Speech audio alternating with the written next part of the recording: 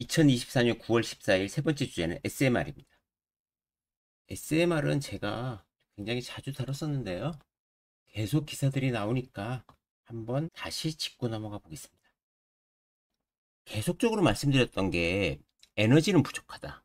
그런데 송전이 너무 힘들다. 각 나라가 비용이 너무 많이 든다. 그러니까 분산형으로 가야 된다. 분산형으로 가는 과정에서 원자로는 SMR이라는 새로운 기술들이 도입될 가능성이 상당히 높다. 그리고 SMR은 전기 생산, 증기 생산, 그리고 지역 난방 이런 여러 가지 것들로 활용될 수 있다고 말씀드렸습니다. SMR은 원래 원전을 10분의 1로 줄인 거고요. 제 과거 영상들을 다 보시면 제가 벌써 SMR을 다룬 지 1년 반 전입니다. 그래서 보시면 되는데요. 자, SMR이 지금 어떻게 되고 있느냐, 기술적인 걸 보면 사실 기술적인 것들은 우리가 알고 있습니다. 원자력 발전소에서 가장 중요한 건 뭐예요? 안전입니다. 자, 체코 전력공사는요, SMR 사업자를 12월 최종 선정한다고 이야기했습니다. 웨스팅하우스든 3파전이라고 합니다. 자, 3파전이면 3개의 회사가 필요한데요. 웨스팅하우스 하고요, GE 히다치 하고요, 롤스로이스입니다. 자, 그러면 우리는 여기서 찾아봐야죠. 웨스팅하우스, GE 히다치, 롤스로이스가 어떤 방식을 사용하고 있는지요. 2050년까지 최소 10개를 하는 겁니다. SMR 10개를 하는 거예요. 자, 롤스로이스는요, 가압수형 원자로입니다. 가압수형 원자로는 지난번에 말씀드렸지만 어떻게 해요? 물을 갖고 있는 곳에 압력을 엄청 올려버리면 이게 100도씨에서도 수증기를 안 변하고 물로 있는다. 그래서 400도, 500도까지 물의 온도를 올리고 그 열교환기를 거쳐서 터빈을 돌리는 거죠. 가압수형 원자로의 특징은 안정성입니다. 두 가지를, 그러니까 원자로에서 반응하는 물하고 그리고 실제로 터빈을 돌리는 물하고 구분해 놨기 때문에 안정성이 좋죠. 그리고 롤스로이스는 470메가와트입니다. 그러니까 굉장히 좀 크죠. SMR 중에서도 좀 큰 그것을 지금 하고 있습니다.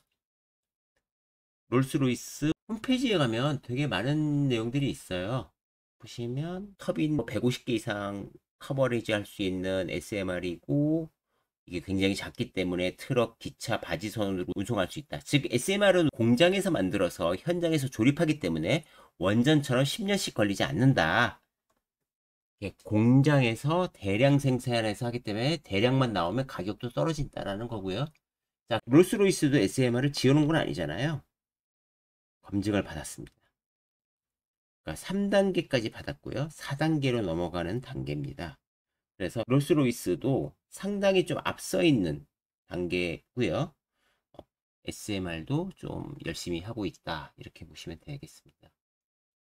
웨스팅하우스는요, 롤스로이스랑 똑같은 방식입니다. 300메가고요.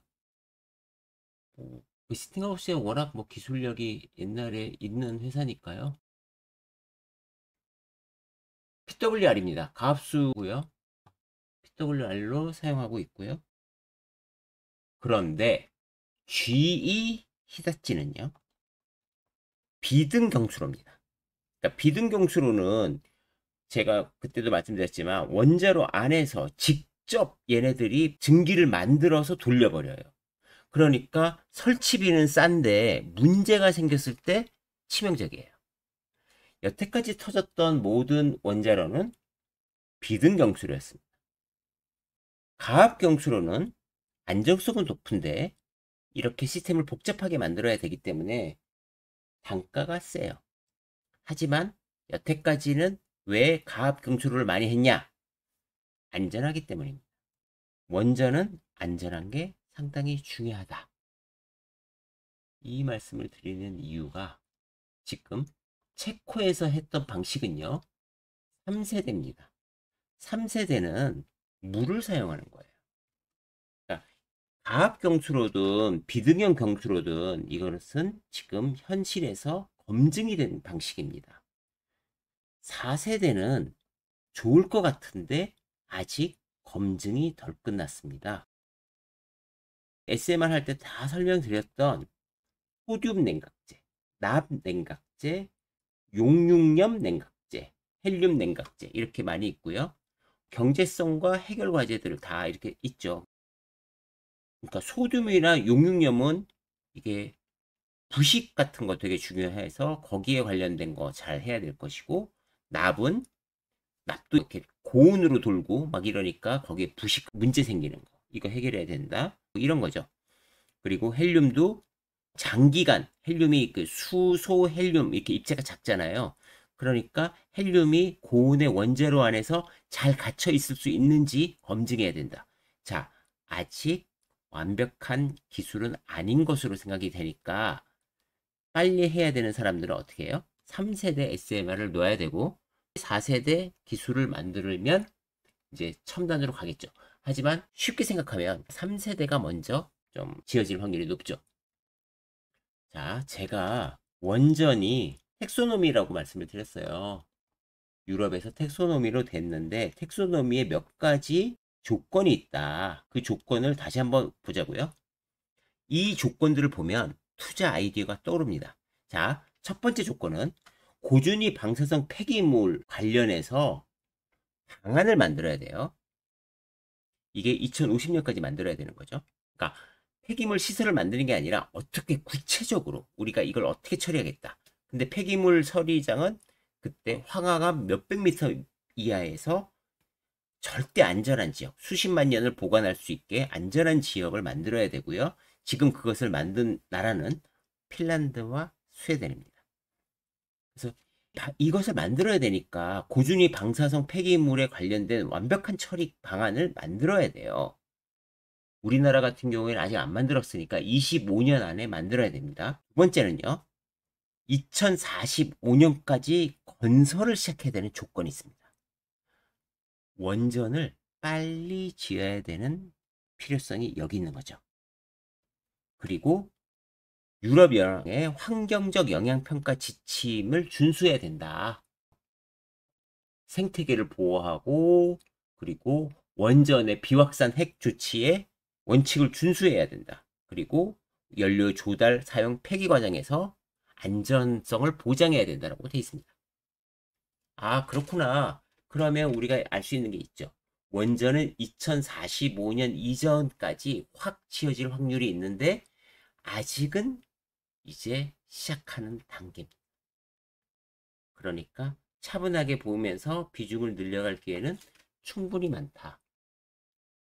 그래서 PWR과 BWR은 그러니까 가압식 원자로 하고 비등 경수로 하고 이런 것들은 우리가 좀 이제는 구분할 줄 알아야 되고요.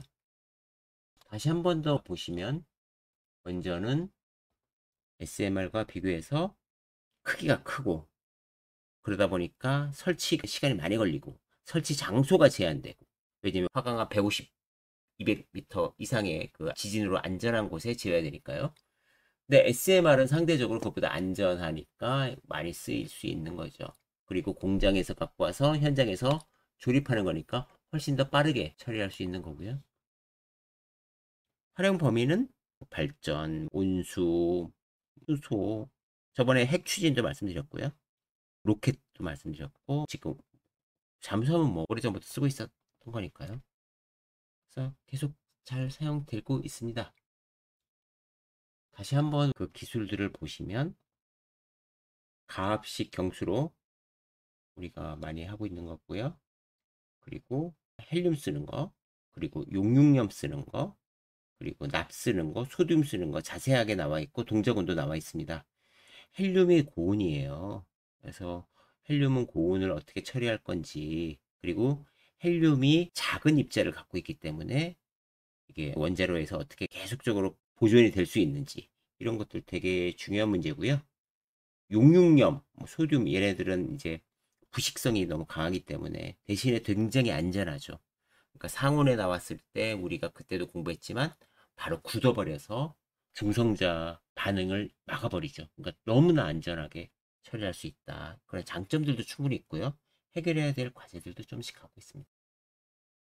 그래서 지금 보면 미국 내에서 지금 SMR 가격들을 보시면 GE 히다치가 제일 쌀 수밖에 없죠.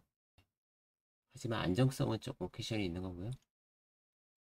프로젝트를 보시면 GE 히다치도 많이 하고 있어요. 캐나다, 영국, 폴란드, 그리고 웨스틴하우스도 지금 영국, 우크라이나, 체코에서 하고 있고요. 롤스로이스도 지금 보시면 영국, 체코, 스웨덴, 네덜란드, 터키도 하고 있습니다. 우리나라는 반면에 좀 늦었죠. SMR 빨리 시작해야 될 텐데 어떻게 될는지 좀 봐야겠습니다. 우리나라도 하겠죠. 네, 할 겁니다. 그래서 지금 전력이 굉장히 문제가 생기는데 전력을 하는 순서가 지금 나와 있습니다. 첫 번째 보면 유틸리티하고 태양광 그리고 원자력이라는 거죠. 태양광은 ESS 죠. 그 다음에 원자력. 그러니까 지금 태양광 ESS가 굉장히 각광을 받고 있잖아요. 앞단이기 때문입니다. 원자력은 조금 있다가 시작되겠죠. 그래서 우리가 시간은 조금 남았지만 공부를 많이 해야 된다라는 거고요. 전력 수요는 엄청나게 지금 필요하죠. 3년간 3.4%씩 필요한 거니까요. 미국은 리쇼링과 AI 데이터 투자, 그리고 중국, 인도는 이제 성장하는 나라니까 인당 소비 전력 상승이 필요한 거고요.